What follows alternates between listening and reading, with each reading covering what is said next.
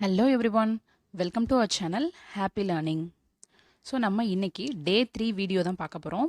தினசரி பயன்படுத்தக்கூடிய 15 ஆங்கில வாக்கியங்களோட டே 3. இதுக்கு முன்னாடி நான் டே 1 டே 2 வீடியோ அப்லோட் பண்ணியிருக்கேன். பார்க்கல அப்படின்னா வீடியோவோட லிங்க் டிஸ்கிரிப்ஷனில் கொடுக்குறேன், மறக்காமல் செக் பண்ணி பாருங்கள். லாஸ்ட் வீடியோவில் ஒரு கொஷின் கேட்டிருந்தேன், கவனமாக இரு, இதை எப்படி இங்கிலீஷில் சொல்லணும் அப்படின்னு. அதுக்கான ஆன்சர் பி கேர்ஃபுல்.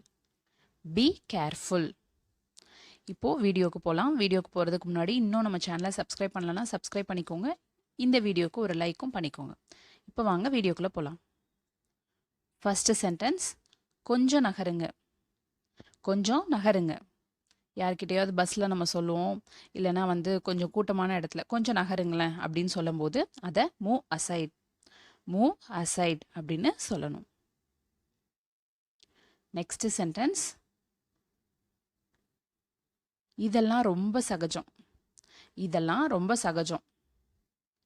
இதை இங்கிலீஷில் எப்படி சொல்லணும் அப்படின்னா, it's very common. It's very common. இப்போ இதெல்லாம் ரொம்ப சகஜம், இட்ஸ் வெரி காமன். நெக்ஸ்ட்டு, எனக்கு ஞாபகப்படுத்து. எனக்கு ஞாபகப்படுத்து. அம்மா கிட்டேயோ இல்லைனா சிஸ்டர் கிட்டேயோ நம்ம வீட்டில் சொல்கிறோம், நாளைக்கு இது பண்ணணும், எனக்கு ஞாபகப்படுத்து. Remind me. Remind me. தயவு செய்து உட்காருங்க. நம்ம வீட்டுக்கு யாராவது வராங்க, தயவு செஞ்சு உட்காருங்க அப்படின்னு சொல்கிறதுக்கு இங்கிலீஷில் எப்படி சொல்லணும் அப்படின்னா, please be seated. Please be seated. So please உட்காருங்க அப்படின்னு சொல்லுவோம்ல, ப்ளீஸ் பி சீட்டட். ஏன் மூஞ்சியை தொங்க போட்டிருக்க? உங்கள் சிஸ்டரோ இல்லைனா குழந்தையோ கோபத்தில் இருக்காங்க, ஏதோ திட்டினதுக்கு. ஏன் மூஞ்சியை தொங்க போட்டிருக்க? Why the long face? Why the long face? நகத்தை கடிக்காத. நகத்தை கடிக்காத. இது நிறைய பேருக்கு ஹேபிட்டாகவே இருக்கும். நகத்தை கடிக்காத அப்படின்னு சொல்கிறதுக்கு don't bite your nails. Don't bite your nails. Next sentence, குரட்டை விடாத. குரட்டை விடாத. இதை இங்கிலீஷில் எப்படி சொல்லணும் அப்படின்னா, டோன்ட் ஸ்னோர். குரட்டைக்கு இங்கிலீஷில் snore. So don't snore. Don't snore. Next sentence, வீண் பேச்சு பேசாத. வீண் பேச்சு பேசாத. இதை இங்கிலீஷில் சொல்கிறதுக்கு don't gossip. Don't gossip. Next sentence, செலவை குறை. செலவை குறை.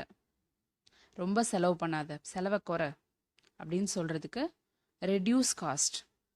Reduce cost. செலவுகளை குறை. நெக்ஸ்ட் சென்டென்ஸ், எப்படி சொல்கிறது? ஏதோ ஒன்று சொல்லணும், நமக்கு சொல்ல தெரில, எப்படி சொல்கிறது? அதை எப்படி சொல்கிறது?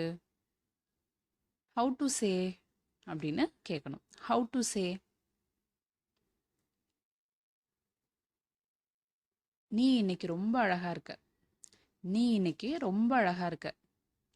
இதை எப்படி சொல்லணும் அப்படின்னா, யூ லுக் கார்ஜியஸ் டுடே.